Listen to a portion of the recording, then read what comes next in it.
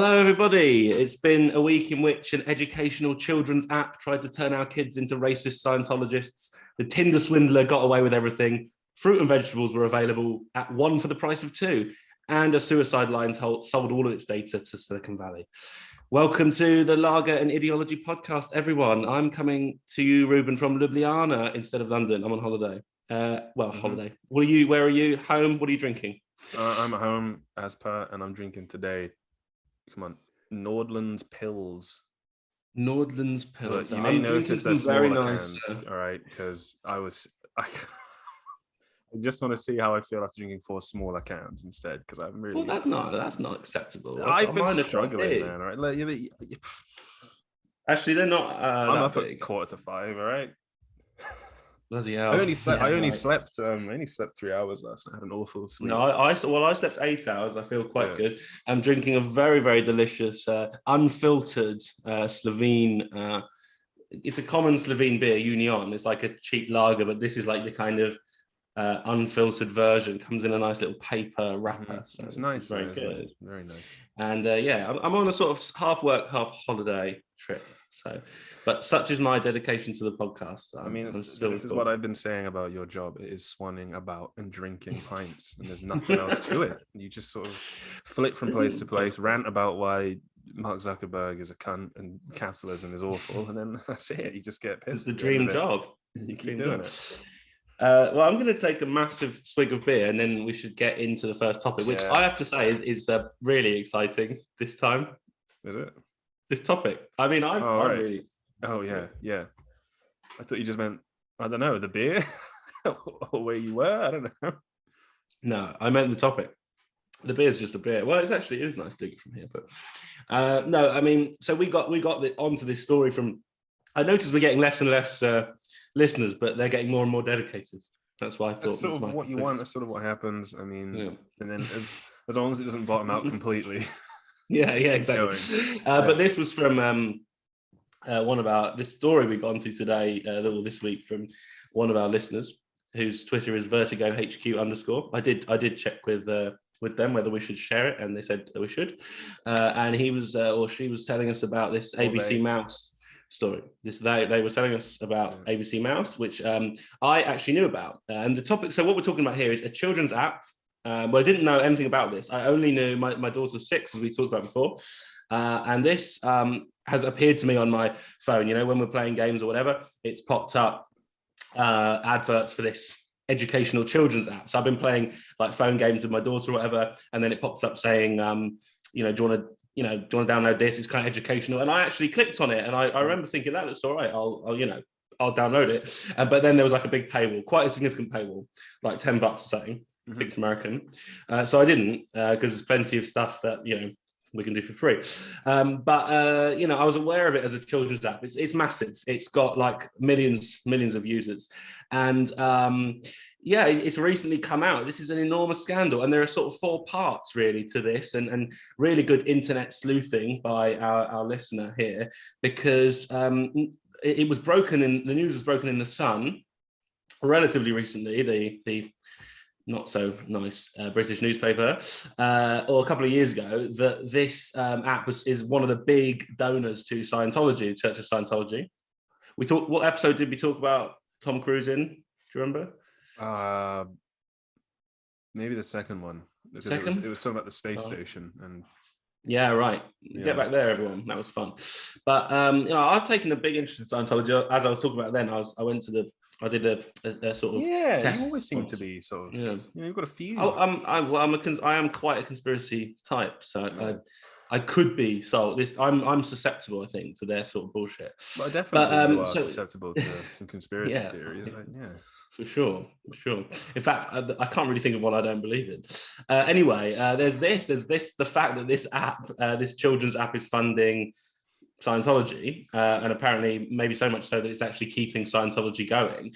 But also there were sort of 3 other big issues. One is that the app is basically racist, and we were shown some pretty compelling evidence that it is, and that it's and then another is that it's well, it's what is it? It's kind of like scamming people. Mhm. So like, I I mean, think, obviously all apps are scamming people, but it's sort of scamming people in a unprecedented way, I suppose. yeah, I think what we'll do, just for people that'll be thinking, what's the evidence then? Yeah, We'll do some tweets. We told you the at of the person as well, and I'll yeah, right. try to remember to Well, link the them and all that. We'll make hashtag, sure, the because hashtag is I don't want to yeah. put it in the video basically, because that means more editing work for me, and I'm Oh yeah, busy we're and not I'll going to probably show forget. the evidence. So I'm just We're going not to gonna tell show you. I'll make a note to tweet it at least.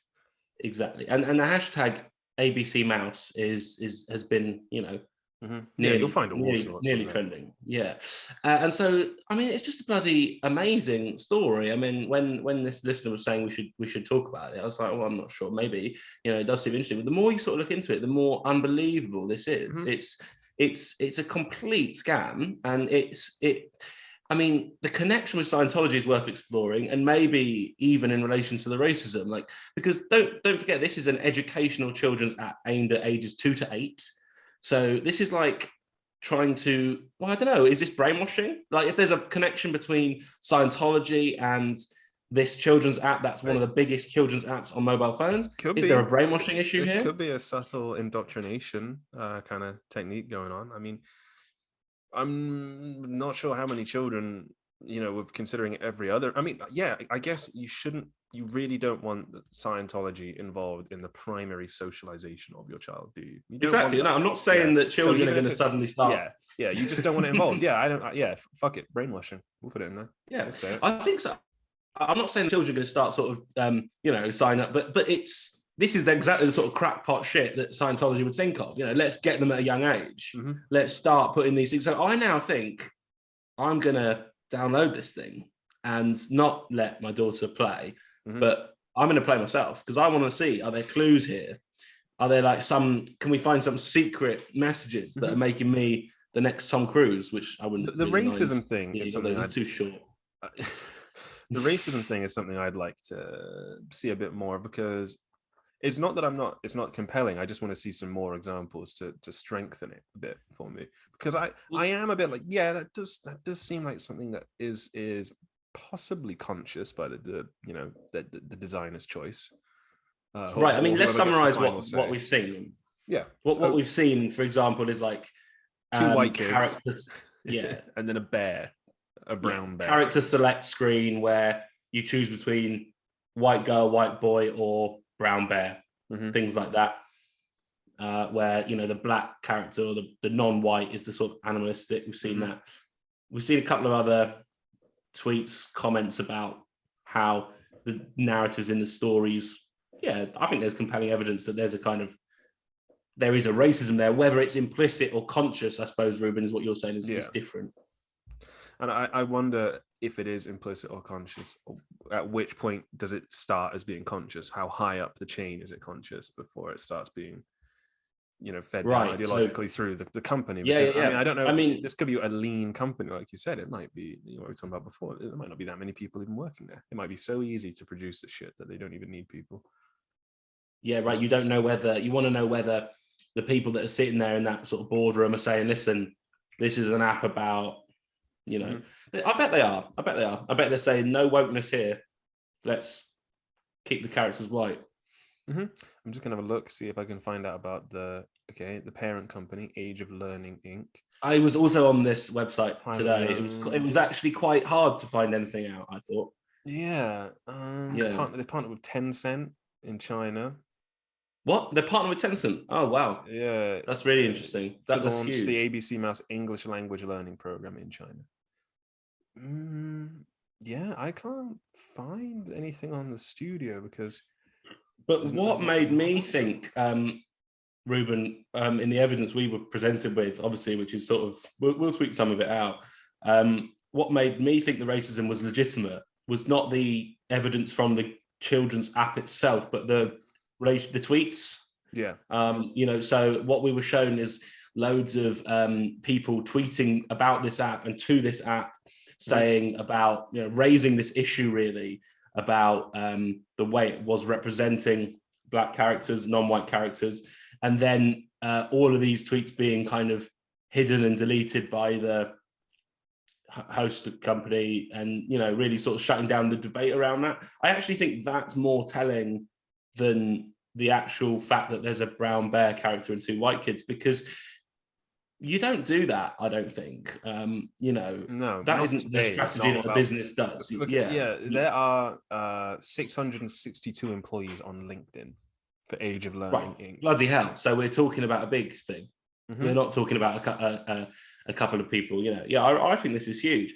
And you know why I like this story? I think that I'm sure this is like the scratching the surface of something massive. I'm not talking about this individual case, but like it's clear like that when you sort of dig behind the surface of something that's a big money making platform that could be household commonplace, you start seeing stuff and it happens every time this happens. Every time there's any expose of like how a major company that's a household thing works, it all the dominoes just start falling down. And this is how our society works. And it's the fact that it might be a scam, Scientology funding, racist, and whatever else, it's hardly a surprise, I don't think. And it won't be the only such company, I suppose. No, that's what I want to say. No, I shouldn't think so.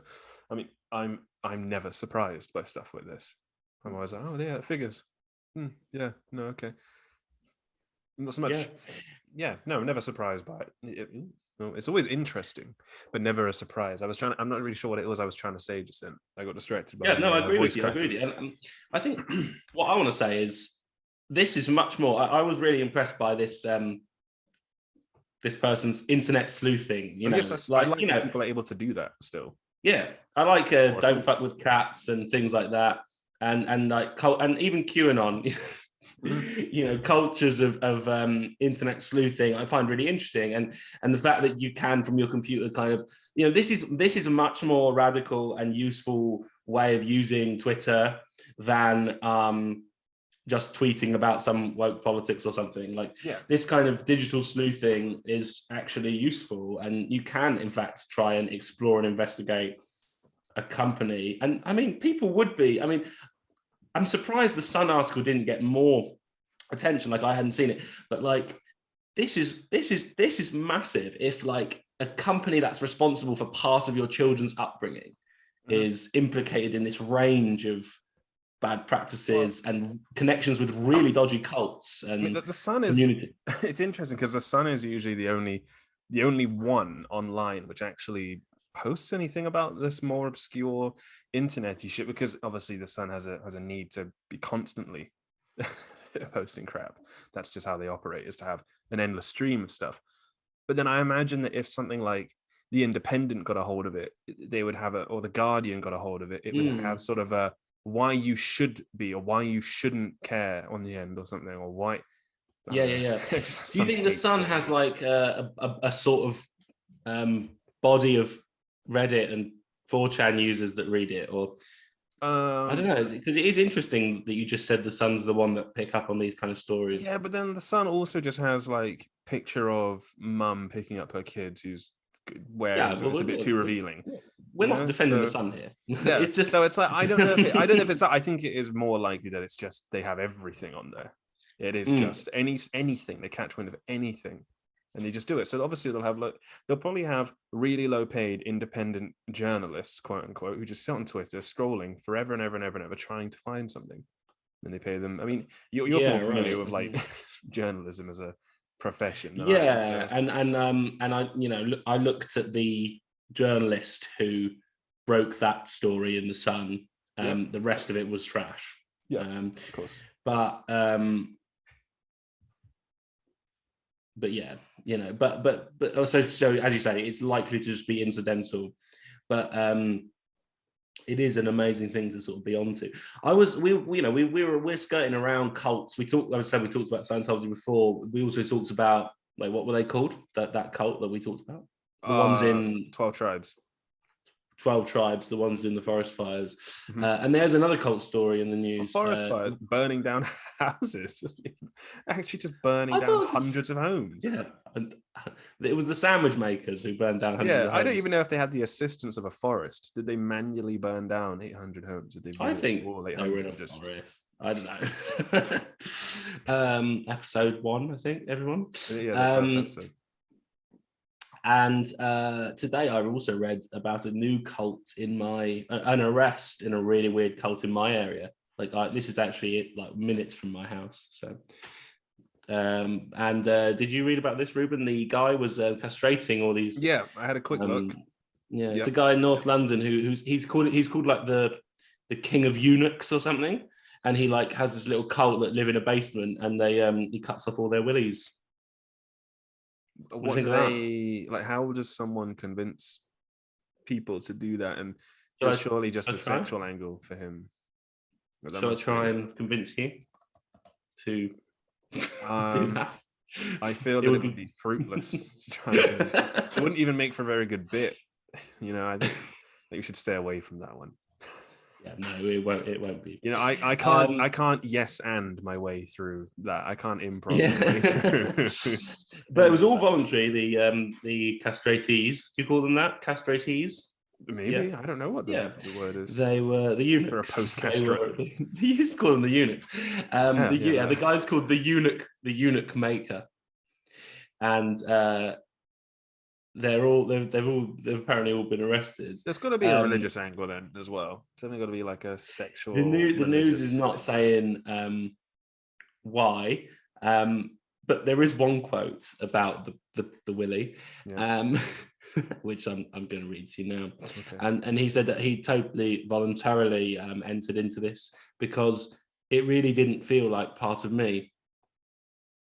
And he said it's along the lines of being trans, but not quite. I did read, and then after having the member removed, he said, "I've never felt more myself, more complete, or more happy." That's amazing. So, and he probably had to happen without anesthesia as well. I mean, there is an image of the play, the house, and it doesn't look like a medically professional medical facility. It just looks like a camping house in North London. Yeah, it really doesn't even look that good. Okay. It's like a camping stove on a table, and it doesn't look, it doesn't look right. But I find that interesting. I did watch a documentary once about people who sort of feel like their arm isn't their arm or whatever, and then they get that removed, and then they feel complete or whatever. So I can see that sort of. Maybe it connects to that, but I also think it's interesting that it's along the lines of being trans. It's just so weird. How do people like that? Someone that actually wants to be sort of castrated without anesthesia in a shithole in somewhere in North London. How does that become more appealing than engaging in contemporary society? Or well, I think that's exactly the question, Ruben. Yeah. Like. Are people so alienated from, not just the medical? I mean, one issue there is, the medical profession and its limitations on what you can and can't do, and the kind of, I've heard often reports of like how difficult it is to get that kind of surgery done, but also just as you say, to decide that contemporary society as a whole is so. Has failed you in some regard. Yeah, has failed you to such an extent that you have to. This is the best option. Yeah, is to again be castrated without anesthesia, presumably in someone's basement, pretty much. Someone's kitchen. I don't know. I'm not sure where he was doing it. Yeah. And you can, if you take testosterone, still function sexually. Oh, okay. No, I don't know what that looks like, but you can. Yeah, no, that's what I was thinking. How do they? Yeah. Well, you can have an orgasm, I guess it means. No, maybe that's something we should investigate. Or maybe it doesn't mean that. No, I don't. Maybe it means I don't know exactly how that works. Yeah, we should be clear that these guys are not behind ABC Mouse. Yeah. This is only tangentially related because activity. I mean, to be honest, the things that some of the things the Scientologists do are not less weird or less awful, but they're different. I don't know. I didn't put on a timer. I didn't put on a timer for this first one. Yeah, I think it's been long enough. Should we just say it's been bloody long enough? This one's rubbish. Next subject. Enough of this one. Yeah, I think so. But I think it is an incredible story. And I did think receiving all that information and so on, this is like investigative journalism. But yeah, So this is more a yeah. thing that I suppose we've highlighted now to people, and perhaps we can discuss it further if other people go away and find out their own compelling and exciting things that happen. Well, let's not like finish with ABC Mouse, but invite. I think there's definitely more to be said here because I think so. I think there's way more to come. So I'd like to like have this back. We're gonna blow the fucking lid off this thing. We are. That's what I think. I'm also gonna blow the lid off this beer with my key because I don't have a bottle opener. You shouldn't show your keys on the internet because then people can 3D print it, and you still do. And then what? Go to my house. Yeah, and just let themselves in. Here you go, everyone. Why have you? Shouldn't invite such things. I'm more worried about corporations than people. This is one of the important things. Yeah. So I don't mind people knowing my key. But yeah, ABC Mouse. Yeah, we're shelving it, but everyone should check out the hashtag. And I think there's more to come on it. I personally, like I said, we just heard about it very, very recently, last few days. I'm definitely planning to sort of dig. And I think, if you enjoy a little digital sleuth, this is one big possible dig. Mm-hmm. So right, here we are. Beer's ready. You got your second bit. They really do look delicious with the paper, and it's really so good. Much better than my ones. Which, mine are kind of cool. They got like a Viking longship on, and that's kind of cool. But it's really nice. I'm thinking that maybe 3 small beers and 1 big beer takes me to 1.5 liters of beer. It's the 2 liters. I think we're doing science here. It's the 2 liters that's fucking me up. So if I go for we did 1. discuss. 5, let's just like lay down the possibility that we might drink a different drink in the future, and then like if we get loads of complaints of people saying you can't possibly do that, you're ruining everything, then we won't. But if we drank like some whiskeys instead of beers, would that be? Yeah, I think that's cool? Fine because I like drinking whiskey, so I think that's a great idea.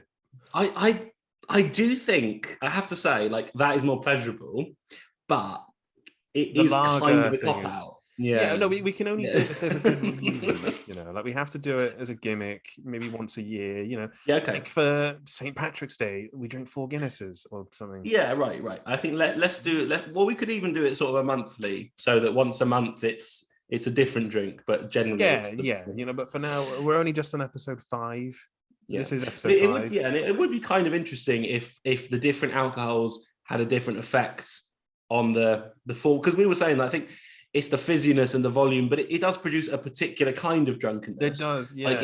You reach a chaotic peak and then you crash and feel really sick. Right. And some patrons get a glimpse.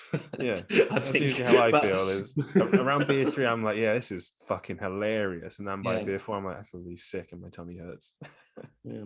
By the way, I did follow I said last week that if one person voted whether I should cut my hair or leave it for months, and one person did, and so I have to leave it, and now it looks absolutely awful now. Well, you got to keep going until you look. But I've said I'm going through it now. So you need to look something like you won't understand this, but maybe listeners will. He needs to look like the Winter Soldier. When you first see the Winter Soldier in the Captain America film, Captain America and the Winter Soldier, he's got just sort of like hair to here. He's a brainwashed sleeper agent for the Russians who was an American soldier, and his hair is just long and kind of, and he's got this this mask and he looks angry all the time. Yeah, I know. I haven't seen that, but I'm up for it. And I promise, after the 1 vote that we received, I'm not going to cut it. I won't. No, a second person did agree that you should do it. Oh, right, okay. So that's unanimous then. Yeah. I promise not to cut it till at least the 20th edition of the podcast. Are you sure you want to make that? You can retract 15 that. weeks. You could make it. You could say, to the 20. Okay, no, that's fine. In my head, I was thinking an additional 20. That's how I would. Yeah. No, 15 weeks. 15 weeks. That's still quite a lot, but what is that? Like 4 months nearly. Yeah. Well. Yeah. I also wanted someone to say that. Like, I didn't want someone to say cut. Because like I feel like I'm quite old. I'm 34, and I feel like a lot of my friends at 34, their hair is not what it was, Mm-hmm. So I sort of feel like, what if this is my last chance? What if I'm going to be the next Yeah. to go. I don't mind the grey, but if it gets, there's a lot of grey, but if it goes, so I think, well, why not? I'll just at least I'll have this to look back on. Yeah, a funny time. You may as well go out with a bang before you inevitably have to shave it all off. Plus, I could then cut it and escape the police after swindling people on the dating app, which brings us on to our next topic, which we've only got 10 minutes for now. Yeah, well, that's fine. The Tinder swindler, there's it was an article. There might even have been a Netflix thing. I don't actually know anymore. Yeah, there was. Netflix. I feel like these Netflix things they just appear overnight. These documentaries that are just about, they're more or less like the documentary equivalent of the Sun article. That's what I'm gonna say. Yeah. Because I think that I get Don't Fuck with Cats, I thought that was cringy. I thought it was a cringy, long-winded, it bloated. was poor. No. Well. That I agree entirely. And what is so good about Tinder Swindler is it's 1.5 hours. If Don't Fuck with Cats was 1.5 hours, it would have been good. Oh, I didn't know. The Tinder Swindler was. I thought it'd be like an episodic. Yeah, exactly. No, this is one of the. Yeah, that's exactly right. Oh, that's fine then. Well, anyway, this guy pretended to be a millionaire and conned lots of women on Tinder, maybe other dating apps, but he's called the Tinder Swindler because it rhymes. We can't really call him the Bumble something. It doesn't really work, does it? Yeah. So I guess his way of doing it was to say, I need to borrow this much money, I'll pay you back, and I will because I'm a millionaire. But then he wouldn't, and people fell for it. And a lot of people were asking, well, why would you fall for it? Why would he need that if he was a millionaire or a billionaire? I'm not sure what exactly he was claiming to be. One of those. Yeah. I mean, it's a brilliant story. If people haven't, I do recommend the Netflix. I think it's an hour-and-a-half film documentary. It gives you the gist of it. When I started looking at the rest of it, what the actual rest of the story, it's reading around it. It's brilliant. And, basically it's a classic kind of catch me if you can, confidence man story. Like, these are popular, as you said, Ruben, this is typical The Sun, Netflix stuff, Dirty John, whatever. But this is really quite unique because of the way he used the apps around and the digital and WhatsApp especially. So it's brilliant. I mean, and the guy totally got away with it. What he does basically, to cut a long story short, this is not a spoiler. He spends like a load of money on someone, like meeting them in extremely expensive hotels, taking them on airplanes, private jets, whatever, so that they can see that he's a billionaire. And then he says some excuse. I've had my card blocked or whatever. Can you, after he spent loads of money on these people, he says, can you I'm your boyfriend. Can you just take out a loan for 20, 30,000, whatever, or give me your savings and I'll just give it back to you. And they usually just think, well, of course I can, because you're A, my boyfriend, and B, an absolute billionaire. And I've seen the evidence. And he would always spend months kind of cultivating that. But then what he would do is spend the next amount of money that he got from that person on the next person. So it's like a kind of Ponzi scheme. Yeah, there was no real end game though, because was he managing to save any of this money? Did he have an end objective? No. This is doing it for the pleasure of doing it. That was it. This is somebody who was planning, obviously quite unhinged, a kind of life on the run. I think of Alfred in The Dark Knight. Some men aren't looking for logic. Right. Some men just want to watch the world burn. I can almost, or maybe an element of egomania, catch me if you can. Well, I can almost respect it, but you should never steal if there's a direct victim. If he was somehow doing this to if he was Robin Hooding, big corporations or very wealthy, I don't know.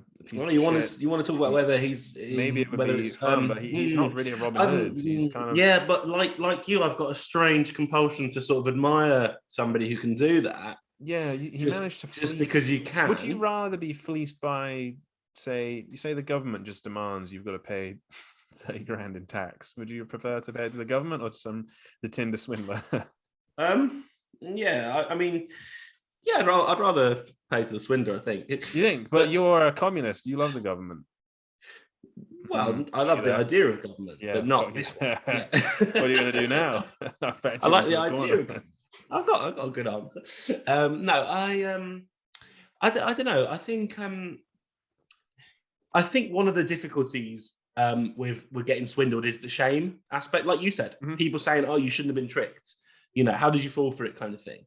And the question of sort of shame there is really important. It's incredibly easy to be tricked, and no one should feel. I don't think people should feel shame. And a couple of the women who come forward with these stories, with this, because they were one of them was like, actually, I think it's in Norway where Ruben is. Maybe you could source her out. She was $250,000 she'd given to this man by the end. So talking so much money. And she wasn't ashamed at all. And one of the interesting things in the story is that she is back on Tinder and loves Tinder and doesn't blame Tinder for any of it. But shouldn't blame Tinder for any of it. Which I think's right. I think that's right. But oh no, yeah, and I think like we said before, we shouldn't blame Spotify for having Joe Rogan on. We shouldn't blame Tinder. That's developed for having in the past few days, but we're not doing Oh, Joe Rogan again. Not today. Yeah, Maybe do Joe Rogan next week if it's absolute nonsense what people. Anyway, yeah, it's exhausting. Maybe next week if it keeps going, right? But not this week. No, if it keeps going, because it really shows what's wrong with the British left and the American left. I think the Joe Rogan thing it's awful. Anyway, I want to finish on this thing because probably we're running out of time again. We've got about 4 minutes. No, we're doing okay. We're doing okay. But I mean, I guess what I find amazing about it is the way in which this particularly digital, and this is why it's like catfishing, there's something peculiar to the fact that you can now have a relationship of real meaning pretty much hosted online. And this is one of the interesting things. This guy it's not like catfishing in the sense that he'd never met these people. He did see them in person, but he saw them in person irregularly. Right? He saw them in person on the pretense of an online persona that he had established. Yes, right? Exactly. Yeah. So it's like catfishing and reality coming together. He'd established like an avatar for himself in the real world. He was exactly. And he would dress up in some fake Gucci and fake. And I know. I know people could say, well, no, Ruben, that's silly because, people can always pretend to be other people. But I think this is distinctly different because of the attachment to Tinder. Therefore, fuck you. See what I like. No one even said that. I think that's right. I think that what this gets onto when it gets interesting psychologically is that we do build relationships exactly like this. When we watch Catfish, this is the point. I've thought of the point now. When we watch Catfish, we are allowed to feel alienated. This is why that Nev Schulman was able to get so successful, because we're able to watch it and think it would never happen to me. Right. This is the mad shit that happens in today's online society. But it doesn't really happen. Social engineering, man. It happens to the best of us.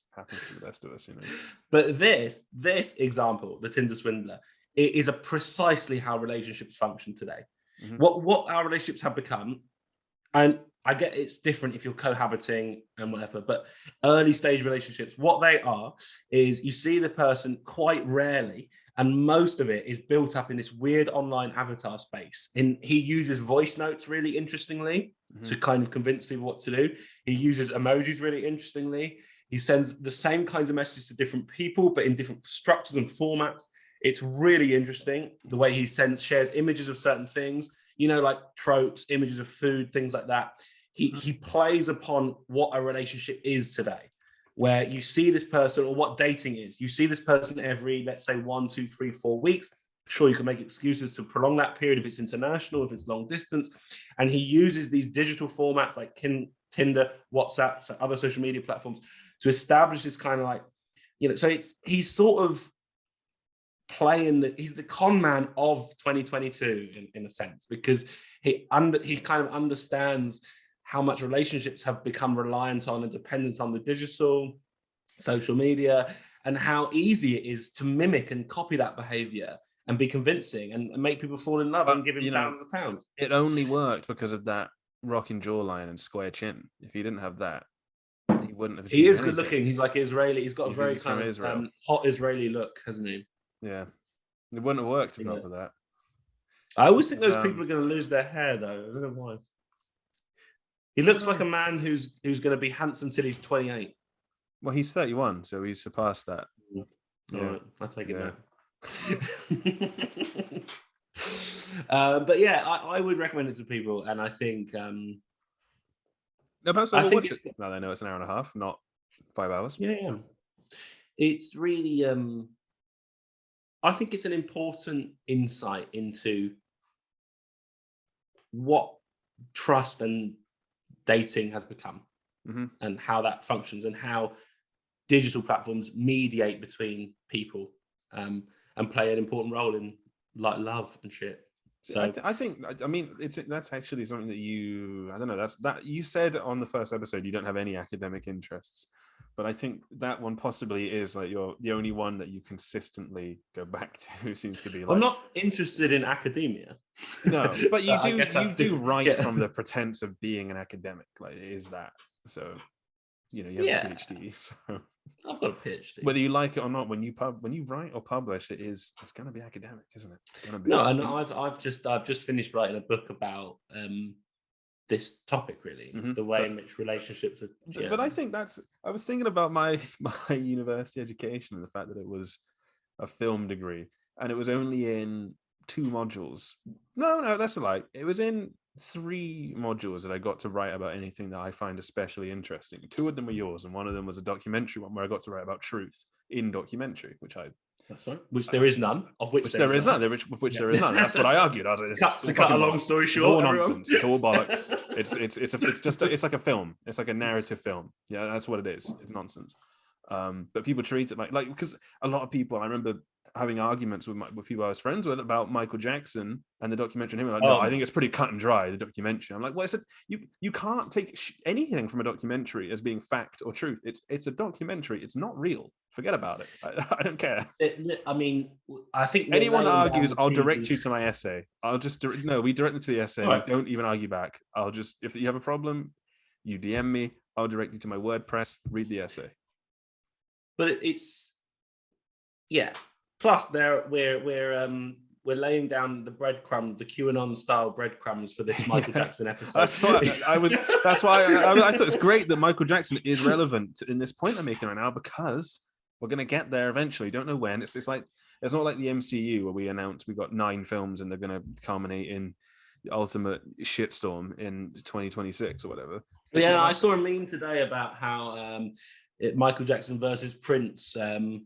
Prince was actually a massive piece of shit, for real, documented piece of shit. I mean, I wanted to reply on this for some reason. like, "Oh, come on, Team MJ," but I resisted because you'll have to wait till everybody. Yeah, but we're somewhat straying away from it, and we're going a little bit over time here, but we always do.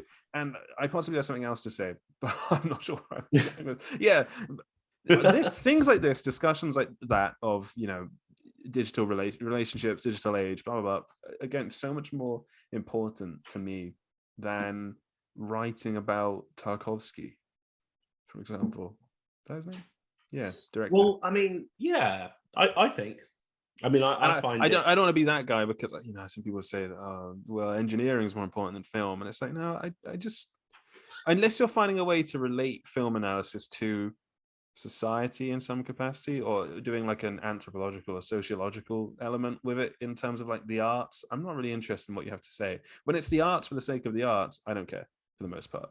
When it's the arts for the sake of its context, much more interesting. Yeah, right. And that's what you took from your film degree? Pretty much, yeah. But I'd agree with that, and I do find it really boring when people want to talk about like Tarkovsky or Hitchcock's techniques or whatever. And they're great and all, but they're great, of course. I love the films, but unless there's a reason why, politically or culturally or socially we should be sort of doing so. Anyway, listen, let's move on. Topic 3, get your beer ready. What beer is it again? Same again? It's Nordland's Pills. Nordland's Pills. It's a bit too far away. I've got to. All right. I'm gonna drag them forwards. There we go. Got a boat on well, I mean, since we claim to. Oh yeah, is it nice? How is it going down? It's all right. I've had them before. I quite like this one. I mean, they do sell it in bigger cans, and honestly, this beer is just like of a much higher quality than the ones I've been drinking for the last few weeks. So maybe that's what I need to do, is drink a higher quality beer. Maybe that would help. I mean, maybe you can get bigger. You can stay big, but go classy. Mm-hmm. I suppose. It's more of the same for me. I need to get my key. Perhaps we need a wine episode. Oh, we could do a wine. We'll have to make the topics wine appropriate rather than beer appropriate. Yeah, we could could talk about like for, more arts. We could do arts and culture. Yeah, we could do an arts and culture. Yeah. There's cheese involved somehow. Four subjects, and it's cheese, wine, literature, and opera or something. Theatre. Yeah, exactly. I was thinking that for one episode before we go into we're eating up our time in our next bit, but I don't care. We like to eat up some of our time, especially if we've not got a great deal to say. It would be fun to do a gimmick episode that we just say the top, and then it's just some randomly assigned number. Ideologies, the top 6 ideologies. And it's just, that would be good. And you can advocate for all sorts of shit. We can just make things up. You can call it like anarcho. I also thought another interesting gimmick episode would be to take, like on like some websites, it says like the most read news stories of the week. Mm-hmm. And like you just take, instead of picking our favorite 4, we just have to do the 4 that are there, up, even if they're awful. So when it's like the ones where they have your location and they say like, Trondheim men, this is how you invest in crypto. Dude, does that Trondheim men age between 39 and 48? I have seen things. I'd have to because that's that where that would have. But I'm saying, do you get the same? You do get the same target. Yeah. It's location code. I'm trying to find a website that it would be on though. Like, what website would you go on where you would find those kinds of? No, you can't articles, do that. which you have to wait till it spontaneously arises. I'm trying to think though, because I wanted to give you an example, but it's not going to happen. So never mind. Or it's like this crazy trick to burn belly fat in Trondheim. Yeah, right. I usually get like thousands of dads are running away with millions. Things like that. It's like, do you think I might be a dad, but I'm not a dad. Anyway, listen, we've got to move on. And because it's a sort of weekly current affairs show of sorts, obviously we know, listeners know it isn't, we've got to talk about this major topic really of the price of vegetables and food going up. I mean, what's happening in the UK is energy prices and food prices are like rocketing by double. So like, when I've got a figure. And it's like... I've got a figure for you. There you go on. No, I was going to say, like, when you go to the market, it's like 2 for 1, 2 for 1 tomatoes, whatever. Yeah, it's 1 for 2 from oranges. It'd probably be. I feel like oranges are sold by the quantity, not the weight. Oranges are always the same, pretty much. So, yeah. Yeah, right. Yeah, so it's 1 for the price of 2. 1 for the price of 2 in England. Absolutely fine. And the same for energy. My beer's just, I've spilt my beer. Sorry. Come on, man. It's all over myself. I've got it all over myself. It's disgraceful. But yeah, all right. What do you want to say about it? Oh, my figure. Because I saw my figure. I've been working. Simple facts. So it was a headline, and I read a little fact, and it was that for 18 million households, the average price of energy, which is gas and electricity, in the UK, will rise by 600. It was either 639 or 689 pounds per year. Rotted pounds. What? Right. How much does it cost per year? That's a lot, isn't it? That's a lot of money. I mean, that's more than I thought it was per year, actually.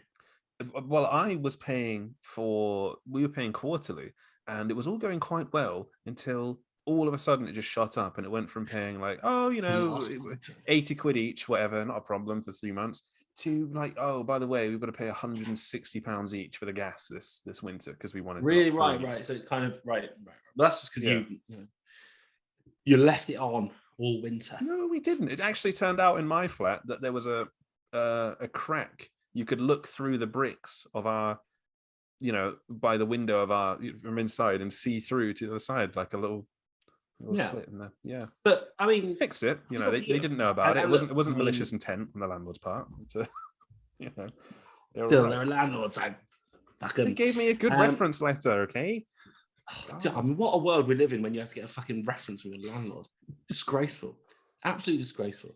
Anyway, that's not the point of this, although it kind of is.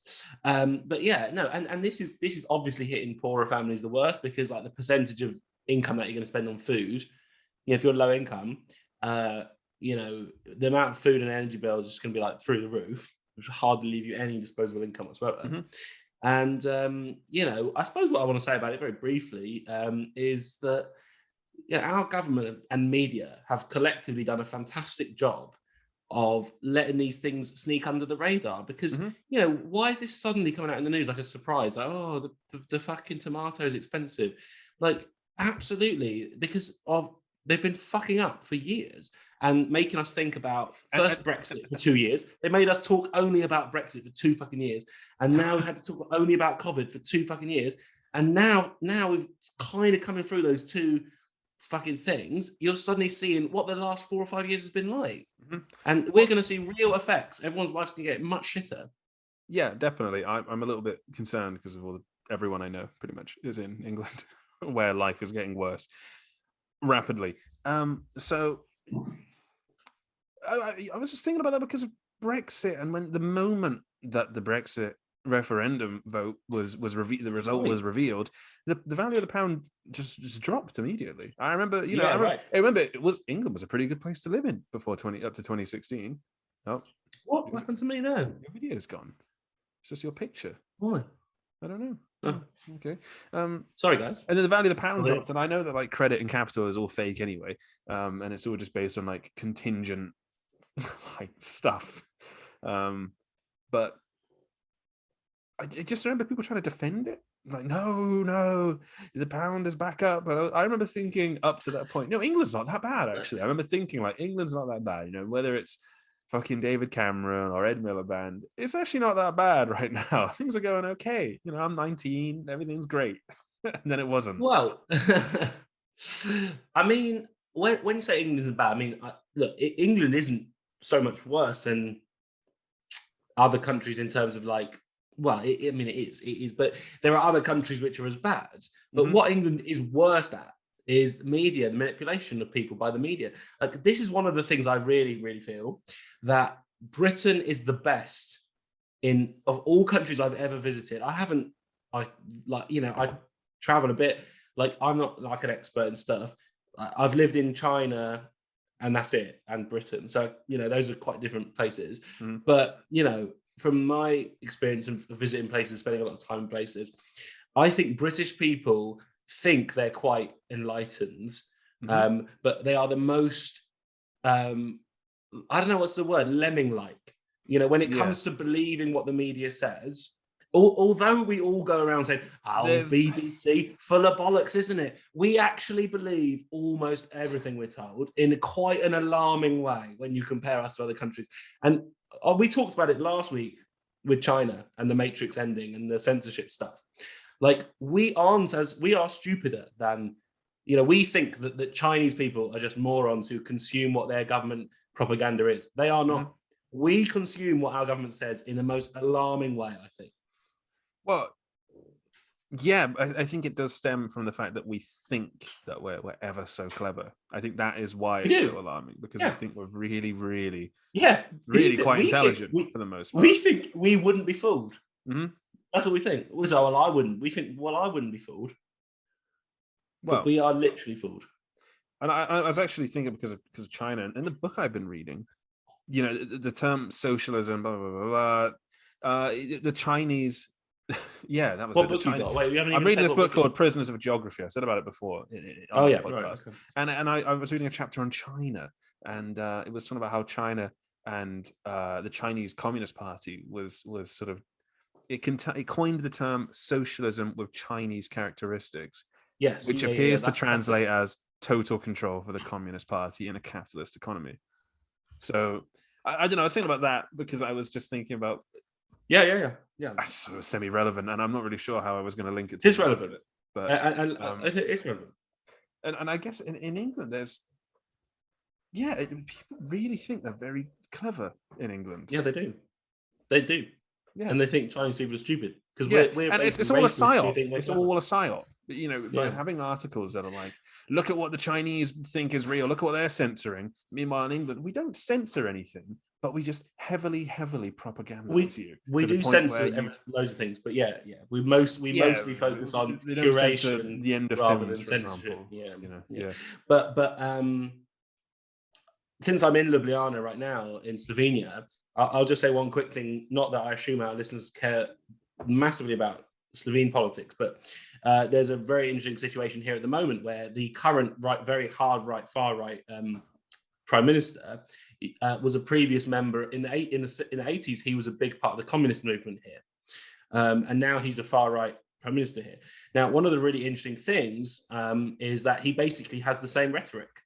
Mm-hmm. He says the same things. He's changed about 3 words in what he says. I was also today with is it strongmanism and populism that it seems to be the right? So thing? It kind of shows that for that kind of far left communism from the 80s to become far right capitalism, you have to change just a few words. And this is the philosopher Mladen Dolar who's written about this in Slovene politics, but it's only in Slovene, so no listeners will care. But the point is really important. Like this tiny little case study of Slovenia, which has only 2 million people, that the fact that there's somebody who was an actual communist on the left, and they're saying almost exactly the same things as a kind of fascist on the right, that's really telling. And it sort of shows, the way that fits with your point, Ruben, is that the kinds of right-wing capitalism that we have are not very different at all from what we're calling Chinese communism. Mm-hmm. I've been to Slovenia. Actually. Yeah. Have you? Yeah, once when I was a kid, because it's on the border of Austria. I was in Austria, and we went to this really great seafood restaurant just over the border in Slovenia. I was thinking to myself, it would have been somewhere. It would have been somewhere near Klagenfurt in Austria. It would have been that way down into Slovenia, and I was, God knows where, in some little town just off one of the roads. Yeah, right. It was. Well, I love Slovenia. It was really quaint and European. Yeah, I'd like to go back to Austria and that kind of part. I like that part of Europe. It's cool. I'm here about 5-6 times a year, so maybe we'll get some Slovene listeners. Who knows? Unrelated, really. I just suddenly occurred to me. I've been to Slovenia. I've been there. There's a woman on Slovene TV who I'm in love with. Yeah. Why? I see her when I'm here. Oh, okay. I don't know. I'm just in love with her. Is it like she's a weather girl or something? Is that? Or... She's an anchor, a news anchor. Okay. There's just something really about like the Balkans, women from the Balkans that you just. No, it's just this one. Oh, okay. I keep coming back. Anyway, it's all for her. What was we talking about? British people are stupid. Oh, China. bloody hell, yeah. And Britain, the far right, you need to change a few words. Far right Slovene. Yeah. Jesus. But the point is that this food, now that I think of it, we've nailed this topic. I mean, the food prices have gone up, the energy prices have gone up by nearly double. So, and what's happened here is, but wouldn't it be worse under Jeremy Corbyn? That's basically they've just been coping for 5 years. The Conservatives and people that vote for them, which is most of Britain, have been coping with the fact that they voted for the wrong fucking party by saying, imagine if we voted for the other one. And it's like, exactly. If we had a Corbyn government now, it'd be fine. And what we're seeing now is exactly. We've talked about if you had a Corbyn really government, you have to hope that the government is stronger than the sway of corporate interest. Is a government can a government actually contend with corporate interest anymore? Can it do that? If listeners want me and Ruben to get into a Corbyn talk, we will, but I don't think they've asked for that. But the point we've made, I think, is right. I vote for that Corbyn. Basically what you're looking at with this, there is a point, and these things have happened. Energy and food's gone up. It's going to strike poor people really badly. And what we're saying is, the media have been pulling the wool over your eyes for 4 years now. Mm-hmm. Like this is fucking. It's awful. Gradually been getting worse, and I've recognised it this whole time. Not to be Mr. I left the country, I'm better than you. But I remember looking at him and like, things are just getting worse. Things are getting worse here, and I have a way out, so I'm gonna do it. Yeah, right. Yeah, so I did it. Plus, yeah. I mean, we're talking about this for a little while, probably. We've been talking about it too long. We're okay. We're actually okay. I felt like we talked about it for a long time. For some reason, I felt like we've been on that for like 20 minutes, but we're good for another like 3 minutes if you want it. Well, this is a good topic. I mean, I do think that it's the biggest thing that's happened this week, and it's how Britain works, and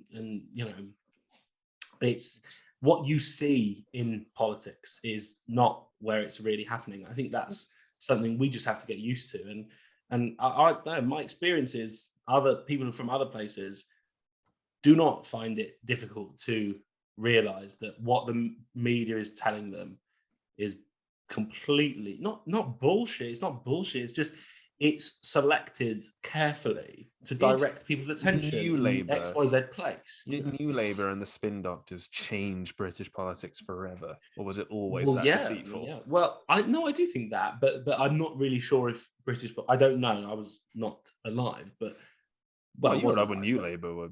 Yeah. Yeah. Well, before Blair, I wasn't alive. 8. Yeah. Well, you seem like you were politically active as an 8-year-old. Probably. I don't know. Well, I do remember my mum sort of celebrating Blair, and me thinking. Well, the Americans celebrated Obama, and then he was just the same. Well, I didn't. Like you said, I knew Obama was bad, but yeah. Did you? Wait, hang on. How old were you in 2000? I was about 8. Right. Yeah. No, Obama. Okay, I was 11. Still, it's young. Yeah, but I mean, that is something I'd love to talk about also one day. No, actually, so 2007. No, I was 10 because obviously he would have been elected. I was 20. When are they elected? And then when are they elected the year before and inaugurated in the start of the next year? I'd say he was. I think he was elected in 2008. Yeah, and then he would have been inaugurated at the start of 2019, wouldn't he? 2009, sorry. 2009. Yeah, right. So I was 20. That's bizarre. The age difference between, like my age and your age now, whatever, but 10 and 20, you were just out there doing lines of coke, shagging, drinking. Meanwhile, I had a Nintendo Wii. I was playing. And now you're just out there doing lines of coke and shagging, and I've got a Nintendo Wii. Look how the tables have turned. Look at that, everybody. Anyway, we've nailed that topic. We didn't get to talk about the shark. Sticking out fuck the shark! I don't care about the shark. We might remember the shark. There's a shark coming out of someone's house in Oxford. It looks unbelievable. Just find out about the shark. We might talk about it another day. The fourth and final topic is Ruben. Fourth beer. I need to finish my beer. I'm going to do it. I'm staying true to I'm going to sink my beer. Open another one. You introduce the topic. So, okay, I'll introduce the topic, then I'll sing my bit. So the fourth topic is about a suicide helpline app, which was, or was it an app or was it a phone line? Either which way, it was selling all of the data it had amassed to just Silicon Valley so that they could build better chatbots or something. I think that was the end goal of the venture. So the story, this is unbelievable. I mean, like, we have been harping on, Ruben and I, to each other, so you wouldn't need to necessarily know, but we are always harping on about how data is being harvested from these kind of apps, whether it's Google Maps, whether it's Tinder, whether it's whatever else, and how valuable this data is. I'm sure, have I told the story about Alibaba on the podcast before? The one not on the podcast, but I know this story. Yeah. Should I do it on the podcast? Yeah, do it on the podcast. This is a good one. Yeah, it's good. So, like, when I was like trying to research like exactly this, like how do companies use data to like win? I went to Hangzhou in East China, and it's like amazing. This city is like one of the oldest cities in China. I've got one big beer. It's where he's got a big one big beer. Because he sort of finally decided to. What would Gigi say? Be a man. Ziz, bro. Be a bra. Say Ziz. I was thinking about this in the shower. There, bra. I was outraged. I was in the shower and I was thinking about this is maybe a day or two ago how you kept saying Gigi instead of Ziz. It's Ziz. I guess his name is Aziz. Ziz, bra. Ziz, bra. All right, Aziz, right. All right, bro. Well, he's got to be. There's a little bit of Ziz in all of us. Yeah. Well, I have been following the YouTube account, presumably run by his brother or fans. Chess bro. Anyway, brother. Yeah. Anyway, we are often talking about this data thing, and when I was in China, they're looking at this Alibaba place. Basically, Alibaba, Jack Ma's company, the second biggest after Tencent, who teamed up with ABC Mouse. Check out the earlier part. They're trying to design a smart city, basically. And so it's unbelievable, really. It's like Silicon Valley. And I went there and I gave a talk about how Tencent, the ABC Mouse people, as I now think of them, are evil. And these guys from Alibaba were like, why don't you come and see what Alibaba is? Because weirdly, in Hangzhou, they're really proud of Alibaba, and they think Tencent is the big Beijing corporation, whereas they are the small town corporation from the east of China. So it's like corporation wars that people believe it. It's fucking weird. So I was talking about that because of Cyberpunk and the Corpo Wars. Yeah, exactly. China's going to be the stage. China will be its own undoing because of a corporate war. Well, we're that's all my our prediction own undoing, today. so, yeah. That's my prediction today. China joins us. It won't be China in the US. Undoing. It will be China will be its own undoing. Yeah, you heard it here first. There you go. You heard it. No, you didn't. Anyway, yeah, I went there. They showed me stuff, self-driving cars, amazing drones, whatever. And I said to the guy, like, what is the most impressive piece of technology that you've got? And he said, it's this car that knows when you're hungry and what you might like to eat before you've even realized what you want to eat. And at first I thought, oh, that's bullshit. That's not interesting. But then, like, when I thought about it more, looked into it, I realized this actually is really, really important. Like, basically, there is a car which is synced with your phone, and like it knows you better than you know yourself. So you might fancy like eating noodles at 4:00 on Tuesday afternoons, and you don't realize that, but the car realizes it, and at 3:30 it says, "Why don't you come and have these noodles at this place? I'll even drive you there in your self-driving car, whatever." And I was like, "Why does this matter?" And the guy said, basically, we're trying to create a situation where nobody uses cash anymore. Everyone just uses Alipay, which is their version of Google Pay or whatever, instead of WeChat Pay, which is Tencent's one. So you've got this absolutely horrible dystopian situation where people are being based on the basis of their deepest desires, like what they want to eat, when they want to eat, their habits, their patterns of behavior are being changed by a corporation so that it can say, you go here instead of here, and you go there instead of there.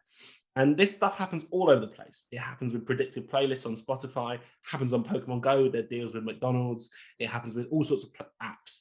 And this is the tech future we live in, where basically your habits and desires are being predicted before you're even aware of them, and you're being sent in whatever direction because of these corporations.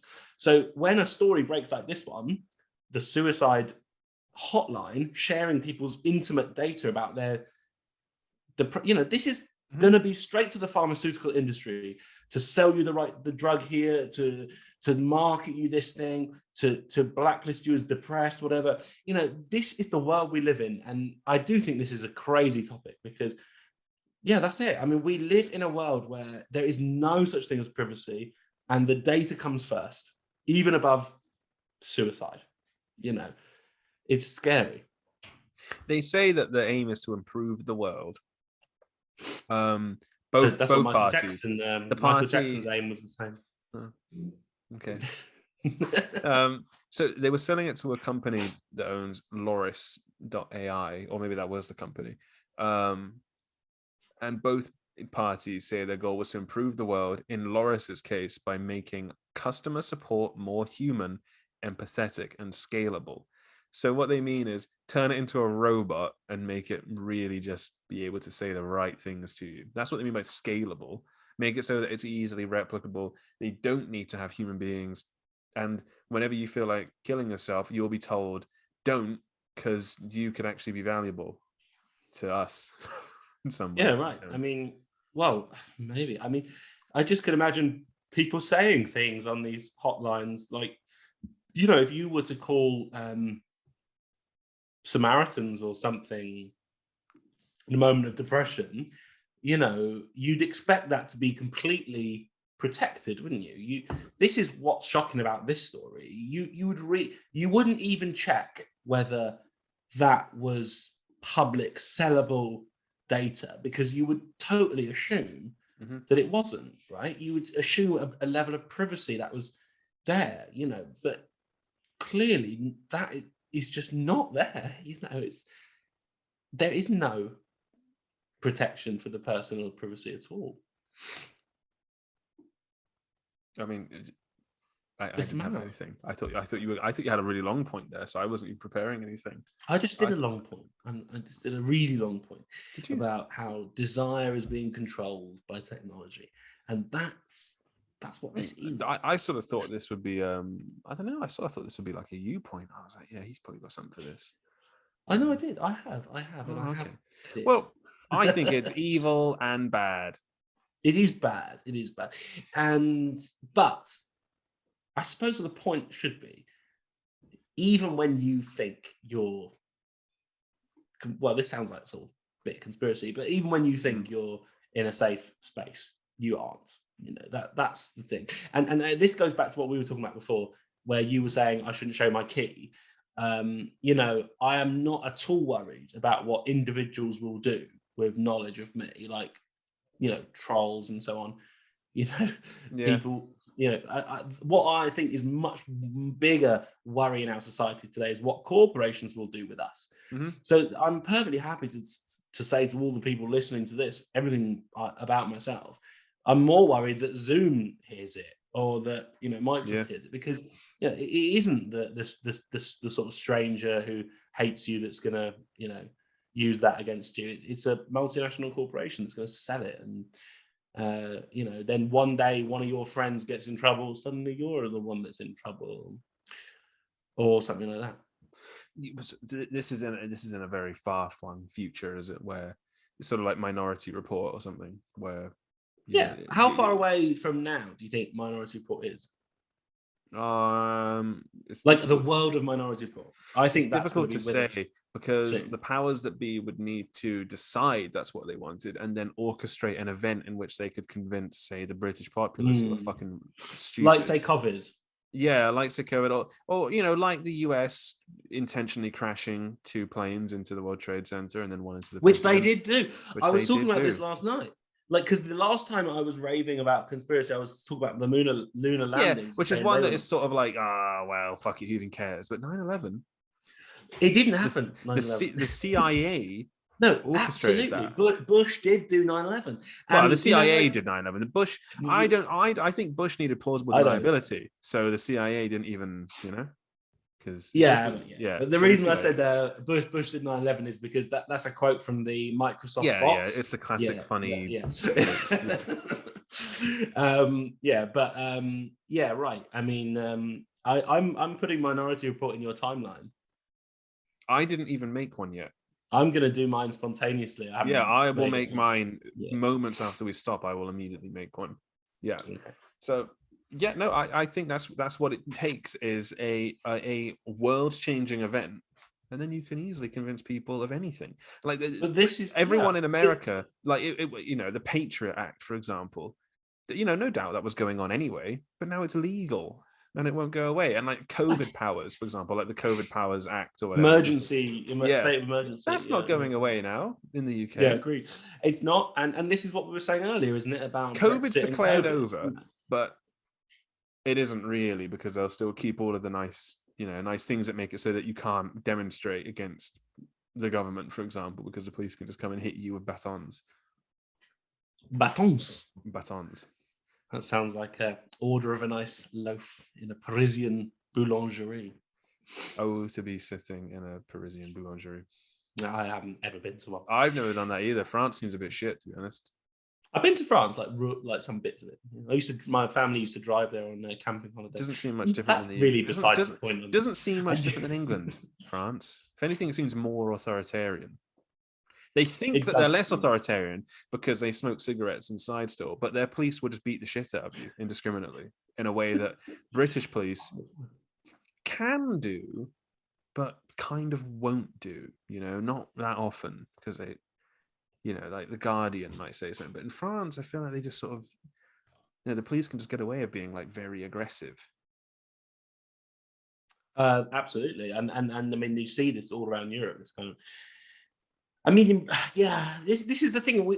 One day we have to get to the heart of the sort of Britishness and the question of British sensibility. It's really hard, this is also one of the things, like British people rebel quite easily against police. Like if they see a kind of police mishandling of someone, one of the good things about British people is that they instinctively kind of respond by saying, like, this is absolutely not on, like, you can't treat a person like that. There's a nice anti-policeness. Crazy how like compartmentalized the British sense of rebellion is. That is so right. It's really hard to, it just simply is, when it's the government, they think that the government and the police are separate entities, or that, for example, the government and like everything that's a part of the public sector is separate. They don't seem to understand that. No, it all starts with government, and then it's the police and teachers you're and the absolutely NHS, right and that people the will government's responsible. yeah, you're absolutely spot on that people will compartmentalize that. People will say, like, see an instance of police brutality and say they will act out react with against shock. They will act out against what is it, repressive state apparatus, but not the other one. Althusser. Nice. Yeah, I got that sociology A level. You've got RSI. That was how we were told to remember it for our exams. Repressive state apparatus, and the other one, which is just kind of like That's ideological like state apparatus. Yeah. Was that just called that, ideological state apparatus? Is that what Yeah, I think so. Yeah, that's okay. like I was thinking, was it institution. ISA? Because I swear ISA has something to do with insurance or some shit. But no, it is. It's an ISA. insurance company as well. Yeah. See, they will absorb anything. They will absorb the radical thought of Althusser and turn it into an insurance company. Something that he no doubt would have a huge issue with. Right. And this was the capitalist realism of the shark. Okay, well, I'll tell you what. We'll get the shark is here again. That we said we patrons can hear us play Timeline, which we do every week, featuring Minority Report. And they can also hear a little bit about a shark that's stuck in the roof in Oxford that actually has to do with capitalist realism. So patrons should stay tuned. Other listeners should, get on with their lives. And thank you, everyone, for listening, I think. What do you think, Ruben? Yeah, I think that's a pretty good place to end it before we just peter out, kind of. Because the good stuff is about to come. Yeah. Good stuff's coming out. Patrons. All right. Good night, everyone. Thanks for listening. See you.